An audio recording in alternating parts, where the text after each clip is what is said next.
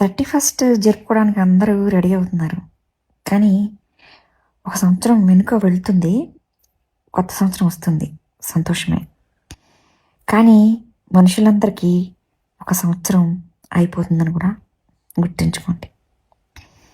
అసలు గత సంవత్సరంలో ఏం తప్పులు చేశాము, ఈ సంవత్సరంలో ఏం సరిదిద్దుకుని మనం దాన్ని పరిష్కార మార్గాలు చూసుకొని ముందుకు వెళదామనేది నిర్ణయించుకుంటే మంచిది.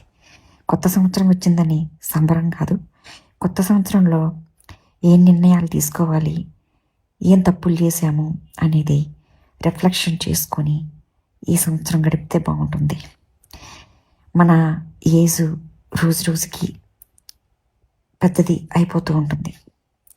అందుకని నేను ఎన్ని సంవత్సరాలు ఏం వేస్ట్ చేశామో, కొత్త సంవత్సరంలో ఏ నిర్ణయాలు తీసుకోవాలి అనేది మనం నిర్ణయించుకుంటే తర్వాత వచ్చే సంవత్సరం హ్యాపీగా ఉంటుంది.